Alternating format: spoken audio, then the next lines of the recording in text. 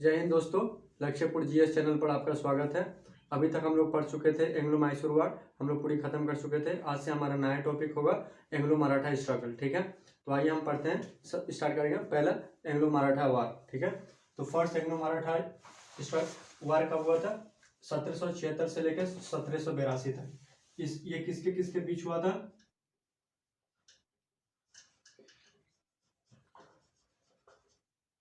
Between British and Marathas. ठीक है, इस वक्त गवर्नर जनरल कौन थे?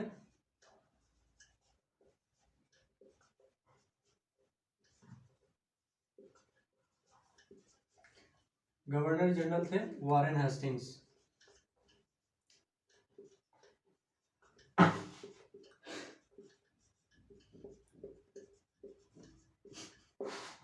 ठीक है, अब हम लोग ये इससे आगे बढ़े उससे पहले आपको एक ब्रीफ में बता देते हैं कि हुआ क्या था। ठीक है, उस वक्त के जो पेशवा थे नारायण राव उस वक्त के पेशवा थे। ठीक है, और उनके एक चचेरे भाई थे रघुनाथ राव। ठीक है, तो वो क्या रघुनाथ राव पेशवा बनना चाहते थे, तो पेशवा बनने की लालच में उन्होंने क्या किया, नारायण राव को षड्यंत्र पूर्वक उनकी हत्या करवा दी। ठीक है, उसके बाद इनका पेशवा बनने का जो सपना लगभग पूरा होने में था, लेकिन क्या हुआ कि नारायण राव मरने के बाद उनको एक मरणोपरांत एक बेटा का जन्म हुआ। ठीक है, जब बेटा का जन्म हुआ तो रघुनाथ राव का उनका जो था पेशवा बनने का सपना लगा कि लगभग टूट चुका है। तब रघुनाथ राव गए अंग्रेज के पास गए और बोले कि आप हमें मदद कीजिए, बदले में हम आपको कुछ देंगे। तो वहां पर जाकर को 1775 में ट्री ऑफ सूरत होता है। किसके बीच? रघुनाथ राव के बीच और अंग्रेजों के बीच। अंग्रेज कहते हैं कि हम आपको मदद करेंगे, बदले में आप हमको सूरत दीजिएगा। फिर उसके बाद में जाकर कोई स्ट्रगल होता है, फिर मराठास और स्ट्रगल में, और अंततः इस स्ट्रगल का अंत होता है ट्रीटी ऑफ सलाबाई के साथ। ठीक है, जो 1782 में किया जाता है। ठीक है, तो आइए अब इसकी हम लोग पढ़ते हैं कि कैसे कैसे प्रोसीड हुआ। ठीक है, तो कुछ यूं है कि देखिए कि जैसे हमने बताया, when Narayan Rao was Peshwa, his brother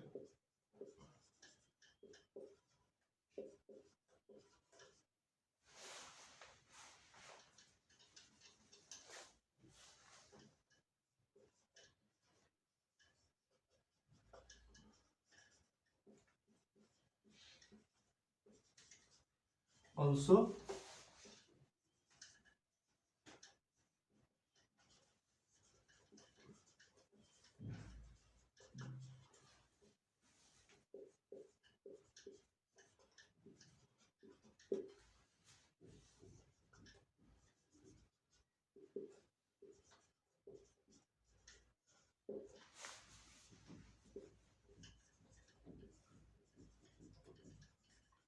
he conspired and eliminated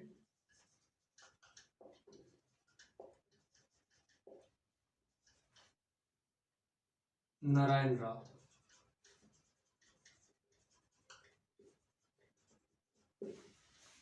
But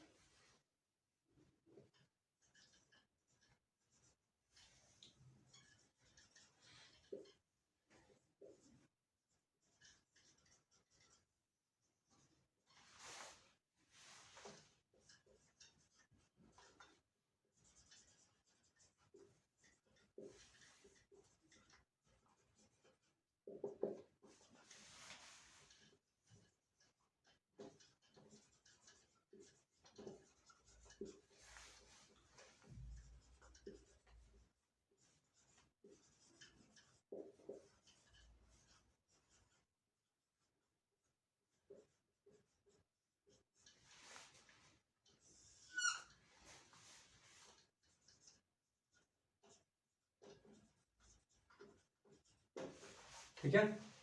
जब नारायण राव पेशवा थे, उनके एक भाई थे रघुनाथ राव, ठीक है, वो भी पेशवा बनना चाहते थे। वो पेशवा बनने की लालच में क्या किया, उन्होंने षड्यंत्र किया और नारायण राव को मरवा दिया। लेकिन नारायण राव के मरणोपरांत उनको एक बेटे का जन्म होता है और इसी तरह रघुनाथ राव का सपना जो पेशवा बनने का था वो उस पर पानी फिर जाता है। फिर रघुनाथ राव जाते हैं अंग्रेज के पास और उनसे उनकी मदद मांगते हैं। उनके मदद मांगते समय उनको एक संधि करनी पड़ती है जिसको ट्रीटी ऑफ सूरत कहा जाता है। सूरत की संधि जो 1775 में की जाती है, ठीक है, अंग्रेज और रघुनाथ राव के बीच। अब इतना लिखिए, उसके बाद हम आगे ट्रीटी ऑफ सूरत पढ़ेंगे, ठीक है। अब हम लोग पढ़ेंगे ट्रीटी ऑफ सूरत, ठीक है। अब ये ट्रीटी ऑफ सूरत किसके किसके बीच हुआ था? रघुनाथ राव, ठीक है, रघुनाथ राव प्लस ब्रिटिश के साथ हुआ था, ठीक है। अब रघुनाथ राव ब्रिटिश के साथ इनका ये ट्रीटी हो गया, संधि हो गया। इस संधि के तहत क्या क्या इनका कंडीशन था? तो इस कंडीशन के ट्रीटी के कंडीशन यह था कि रघुनाथ राव जो है, ठीक है, अंग्रेजों को सेल्स्टीन और बेसिन नाम का एक जगह था, ठीक है, ये उनको दे दिए गए। फिर उसके बाद जो कर जो आती थी, जो टैक्सेस जो आती थी सूरत से और बरौवत से, वो भी इनको अंग्रेजों को देना पड़ेगा। बदले में अंग्रेज क्या करेंगे? इनको सोल्जर्स प्रोवाइड करेंगे। कितने सोल्जर्स प्रोवाइड करेंगे? 2500, ठीक है। तो क्या होगा? Raghunath Rao will give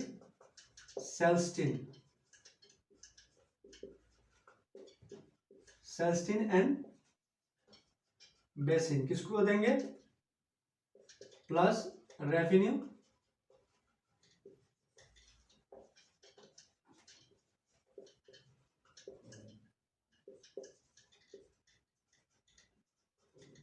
borders, ठीक है। बदले में अंग्रेज क्या प्रोवाइड करेंगे? सोल्जर्स। कितना? 2500,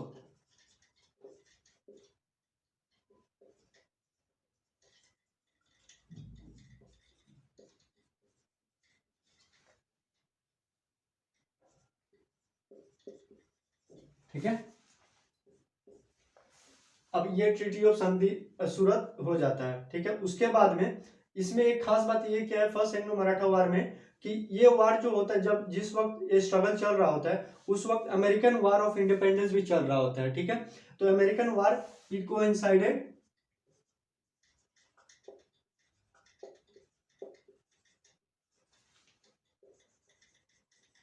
with American war of independence, ठीक है। इसके बाद एक संधि होती है पुरंदर की, ट्रीटी ऑफ पुरंदर। कब होती है? 1776 में। किसके किसके बीच होती है? मराठास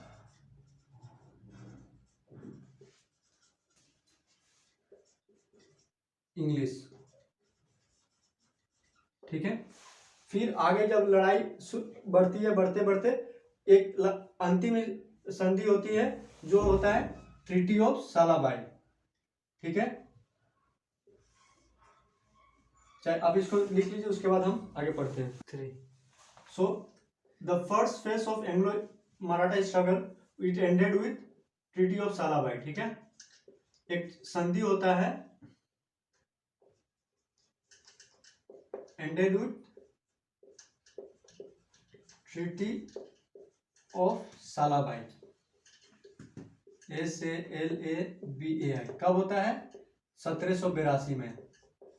किसके किसके बीच? Marathas versus English. इस ट्रीटी के तहत क्या होता है?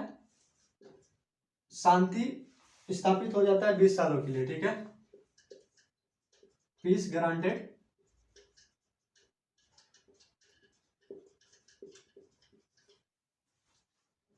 फॉर 20 years, ठीक है। और इसका गारंटर कौन बनते हैं?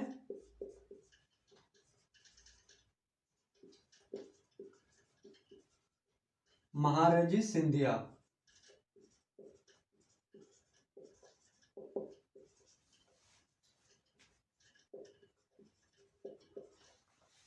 Guarantor of peace. ठीक है, तो यहाँ पर ये आकर को फर्स्ट एंग्लो मराठा स्ट्रगल खत्म होता है। अब हम लोग आगे पढ़ेंगे सेकेंड एंग्लो मराठा स्ट्रगल। उससे पहले आपको एक बात बता देंगे हम कि एक पॉलिसी थी स्कोच अर्थ पॉलिसी। जब ये इनका स्ट्रगल चल रहा था अंग्रेजों के साथ, तो मराठा एक पॉलिसी अपनाए थे कि स्कोच अर्थ पॉलिसी। ठीक है, अब देखिए स्कोच अर्थ पॉलिसी,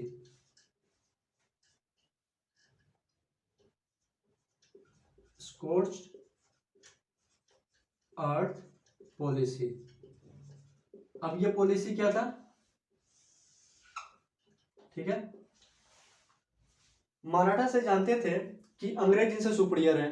ठीक है, इनके पास मॉडर्न आर्म्स एंड एम्यूनिशन है, हथियार है। ठीक है, इनके लीडरशिप भी अच्छे हैं। ये सब इनसे मतलब काफी गुना बेहतर, मतलब क्या बोलते हैं, ताकतवर हैं। तो वो क्या करते थे कि जब जहां जिस लड़ाई होती थी वहां पे जितने भी फसल होते थे, ठीक है, उसको आग लगा देते थे, या जो पीने उने का जो पानी होता था, कुआं होता था, पॉन्ड्स होते थे, वेल्स होते थे, उसमें वो जहर डाल देते थे।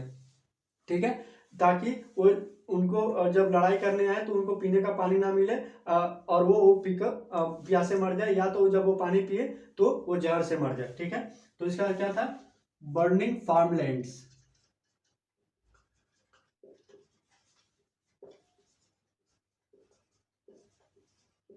Farmlands and poisoning of well, poisoning of well. ठीक है, अब ये यहाँ पर फर्स्ट एंग्लो मराठा स्ट्रगल खत्म होता है। अब हम लोग पढ़ेंगे, उसके आगे पढ़ेंगे सेकेंड एंग्लो मराठा स्ट्रगल। इसमें आपको पहले बता दें कि इस वक्त जो थे, जो गवर्नर जनरल थे, आपको बताए होंगे पहले, वारेन हेस्टिंग थे। कौन थे? Warren Hastings.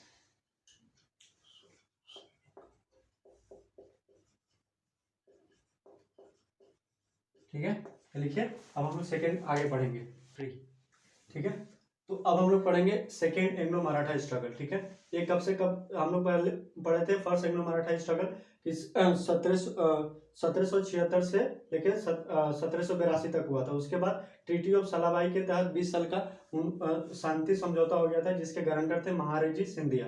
ठीक है, अब सेकेंड एंग्लो मराठा स्ट्रगल आ चुका है। ठीक है, toward the end of the 18th century. इस वक्त के अब जो अभी जो गवर्नर जनरल आए हुए हैं वो है वेलेस्ली। ठीक है, कौन है?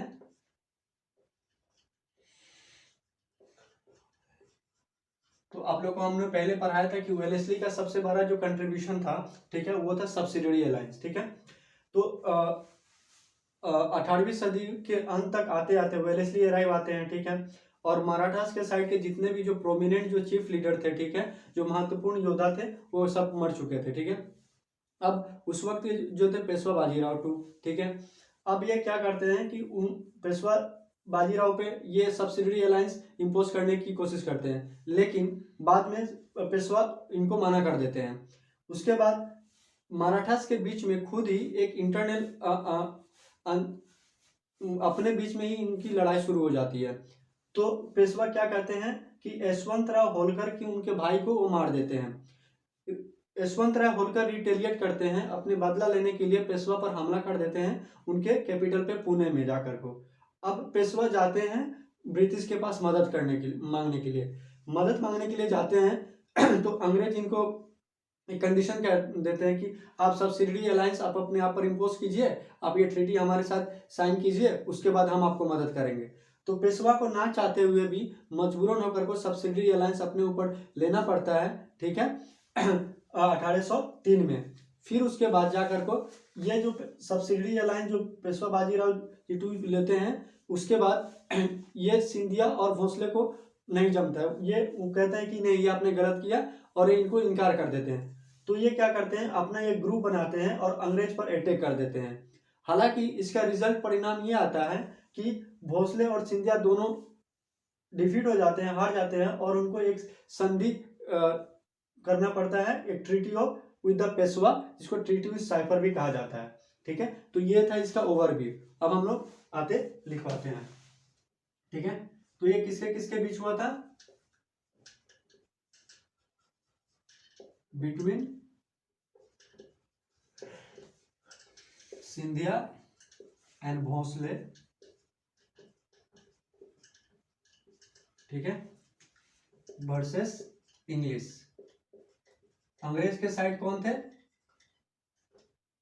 वेलेस्ली। ठीक है, अब ये दोनों हार जाते हैं, डिफीटेड, ये वोन। उसके बाद ये ट्रीटी साइन करते हैं, साइन ट्रीटी ऑफ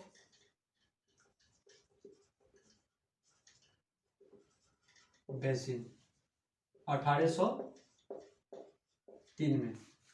इसको ट्रीटी विद द साइपर भी कहा जाता है, ट्रीटी विद द साइपर, मतलब पेशवा। साइपर का मतलब होता है यहाँ पे पेशवा। ठीक है, ये किसके किसके बीच होता है?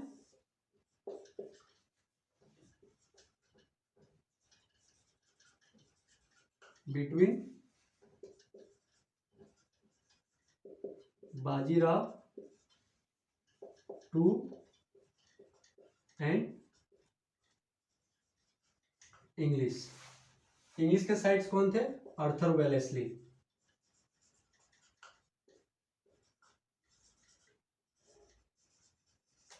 ठीक है, इतना लिखिए। अब हम लोग पढ़ेंगे ट्रीटी ऑफ बेसिन के सिग्निफिकेंस क्या थे, इसके फीचर क्या थे।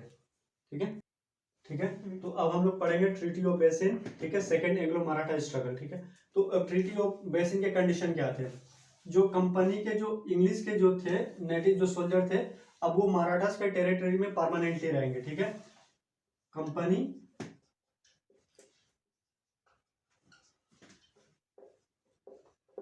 Army are to be permanent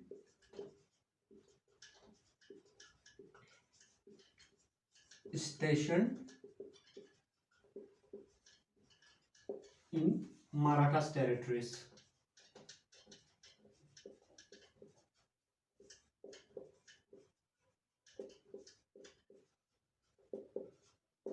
ठीक है, दूसरा जो था gave such territories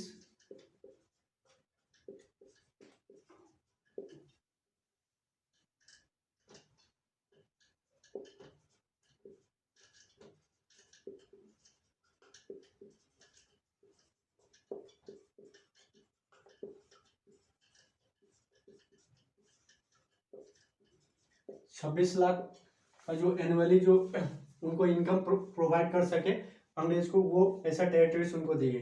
ठीक है, सूरत भी उनको दे दिए। ठीक है, handed over Surat.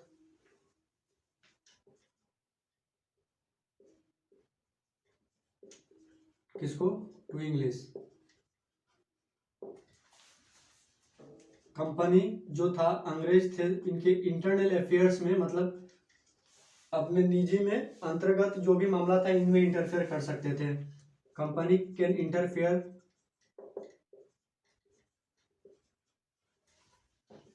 In internal affairs.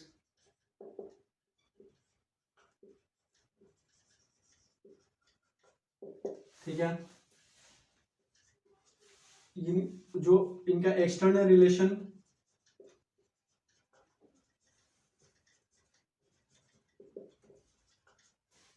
with other state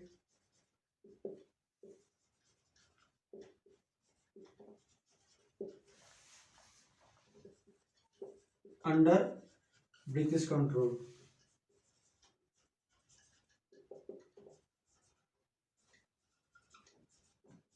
ठीक है,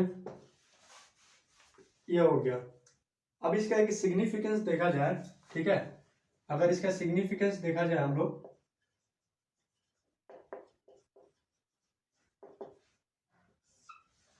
ट्रीटी ऑफ बेसिन का, कंपनी की जो आर्मी थी वो परमानेंट कहाँ रहेगी, मराठास के टेरिटरी में रहेगी। ठीक है, एक्सटर्नल रिलेशन जो था ये अपने बिना अंग्रेज के परमिशन के कंडक्ट कर नहीं सकते थे, कोई यूरोपियन कोई अपने अंदर में एम्प्लॉय नहीं कर सकते थे। तो देखिएगा, अगर मान लें हम लोग कि अगर ये भारत का अगर नक्शा हम लोग बनाए, ठीक है, जगह कम है इसलिए थोड़ा सा एडजस्ट कर लेना आप लोग। ठीक है, तो ये हो गया मराठास। यहाँ पर पड़ जाएगा हमारा बंगाल। बंगाल में ऑलरेडी इनका कब्जा हो चुका था, हम लोग एंग्लो मैसूर वार में पढ़े। यहाँ पर मराठास में इनका अब ये इस ट्रीटी के तहत इनकी जो आर्मी हमेशा परमानेंट रहेगी। ठीक है, अब देखिए यहाँ पर भी इनकी आर्मी, यहाँ पर भी इनकी आर्मी। अब इनका सबसे बड़ा जो स्ट्रेटेजिक बेनिफिट था कि अगर यहाँ अगर युद्ध होता है, ठीक है, तो इनको यहाँ से आर्मी भेजनी पड़ेगी, या नॉर्थ में अगर युद्ध होता है तो यहाँ से आर्मी भेजनी पड़ेगी, साउथ में होता है तो यहीं से भेजनी पड़ेगी। लेकिन मराठास में इसमें देने के बाद अब इनके लिए सबसे बड़ा जो स्ट्रेटेजिक पॉइंट ये हो गया कि अगर ये पूरे इंडिया पर अब कब्जा करने के लिए पूरी तरह से तैयार हो चुके थे, क्योंकि अगर कहीं भी इनको डिस्टर्बेंस दिखता तो या तो यहाँ से आर्मी भेज देंगे या तो यहाँ से भेज देंगे। मान के चलिए अगर नॉर्थ में होता है तो बंगाल से भेज देंगे, ईस्ट में होता है तो बंगाल से भेज देंगे, और अगर वेस्ट में होता है तो मराठास के टेरिटरी में ये यहाँ पर हो ही गया, साउथ में होता है तो यहाँ से ये भेज ही देंगे। ठीक है, तो अगर इसका सिग्निफिकेंस हम लोग देखें तो ये क्या था, इट गिव्स की टू इंडिया टू ब्रिटिश। ठीक है, इसी के तहत सेकेंड एंग्लो मराठा स्ट्रगल खत्म होता है। अब आगे हम लोग पढ़ेंगे थर्ड एंग्लो मराठा स्ट्रगल, तब तक लिखिए आप। ठीक है, तो अब हम लोग पढ़ेंगे थर्ड एंग्लो मराठा स्ट्रगल। कब से कब तक हुआ था, 1817 से लेकर 1819 तक। इस वक्त के जो गवर्नर जनरल थे वो लॉर्ड हेस्टिंग थे। ठीक है, अब इसका जो ओवरव्यू है वो क्या था कि देखिए, सेकेंड एंग्लो मराठा स्ट्रगल तो खत्म हो गया, उसके सब्सिडियरी अलायंस और ट्रीटी ऑफ बेसिन हो गया। ठीक है, अब इसके बाद जो मराठास के जो अलग अलग वॉरियर थे, जैसे सिंधिया थे, भोसले थे, होलकर थे, ये एक अपॉर्चुनिटी ढूंढ रहे थे कि कब इन पर आक्रमण करे, अपना बदला ले। तो जैसे ही पिंडारियों पर अंग्रेजों ने हमला किया तो भोसले, होलकर और सिंधिया ये पिंडारी के साथ मिल गए और उनके साथ एक ग्रुप बनाकर अंग्रेजों से लड़ने लगे। हालांकि इसका नतीजा यह हुआ कि अंग्रेजों ने सबको एक साथ हरा दिया। ठीक है, और इसके तहत मराठास का समाप्त हो जाता है। पेशवा को पुणे में जाकर को इनको शरण लेना पड़ता है और वहां पर पेंशन लेना पड़ता है। ठीक है, पेंशन मिलता है इनको वहां पे जाकर को। बिठानपुर एक नाम का जगह होता है, वहां पर कहा जाता है कि आप यहाँ पर रहिए और आपको पेंशन दिया जाएगा। और इसके बाद मराठास टोटली अंग्रेजों के महाराष्ट्र जो होता है, मराठास जो है उनके जितने भी एरिया थे टोटली अंग्रेजों के अंदर में आ जाते हैं। ठीक है, तो इसको अगर शॉर्ट में देखा जाए तो अगर किसके किसके बीच हुआ था, बिटवीन इंग्लिश, ठीक है, वर्सेस पिंडारी। पिंडारी प्लस मराठास। ठीक है, मराठास की तरफ से कौन लड़ रहे थे, बाजीराव टू द्वितीय। ठीक है, अब फिर इनको बाद में ज्वाइन कौन कौन किए, सिंधिया, भोसले,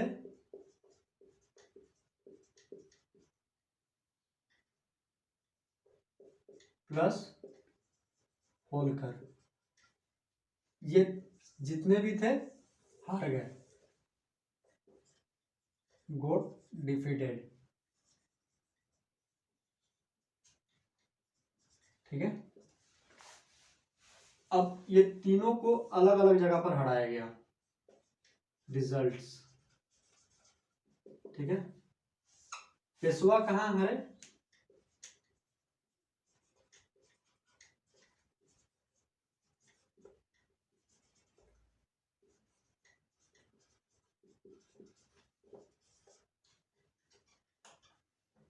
खिड़की, खिड़की एक जगह का नाम है। भोसले सिंधिया में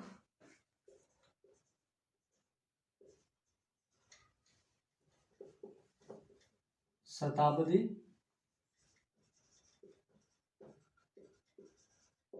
ठीक है। होलकर जो थे माहिदपुर ठीक है। तो ये अलग अलग जगह पर इनको हराया गया।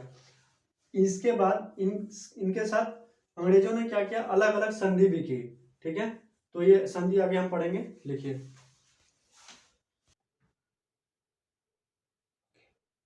ठीक है, तो हम लोग पढ़ चुके थे कि अलग अलग जगह पर अंग्रेजों ने सबको अलग अलग हराया। पेशवा को कहाँ हराया था, खिड़की में। ठीक है, होलकर सिंधिया को कहाँ हराया, भोसले को कहाँ हराया था, सीताबल्दी में। होलकर को हराया था मनसबदर में। ठीक है, अब जो इनके साथ जो ट्रीटी किया, संधि किया, ट्रीटी ऑफ पुणे किसके साथ किया अंग्रेजों ने, पेशवा के साथ, बाजीराव टू के साथ। ग्वालियर की संधि सिंधिया के साथ और अंग्रेजों के साथ। ठीक है, मंदसौर की ट्रीटी संधि जो हुई होलकर के साथ और अंग्रेजों के साथ। इस तरह से अंग्रेजों का पूरे महाराष्ट्र मराठा साम्राज्य पर उनका कब्जा हो जाता है और उनका दबदबा स्थापित हो जाता है। ठीक है, तो यहाँ एंग्लो मराठा स्ट्रगल आज खत्म होता है। ठीक है, अब हम लोग कल दूसरा टॉपिक पढ़ेंगे। Thank you. तो जाते जाते मतलब एक लाइफ के लेसन देते जा रहा हूँ आप लोगों की। कभी भी अगर आपको मायूसी लगे कि आपकी ज़िंदगी बहुत कठिन है या बहुत ज़्यादा परेशानी से चल रहे हैं, ठीक है, अपने अपने ताकत को और अपने हिम्मत को बनाए रखिएगा। कि बहादुर शाह जफर के एक लाइन याद आती है कि मतलब जब वो जेल में रहते हैं, उनके बेटों को उनके सामने गोली मार दी जाती है, उनको कैद खाने में रख दिया जाता है, और फिर एक अंग्रेज लिखता है उनको चिट्ठी की, दम दमों में दम नहीं, भीख मांगो जान की, जफर अब झुकने लगी शमशीर हिंदुस्तान की। दम दमों में दम नहीं, भीख मांगो जान की, जफर अब झुकने लगी शमशीर हिंदुस्तान की। तो बहादुर शाह जफर उस वक्त कहता है कि जब तक गाजियों में बू रहेगी ईमान की, तख्ते लंदन तक चलेगी तक हिंदुस्तान की।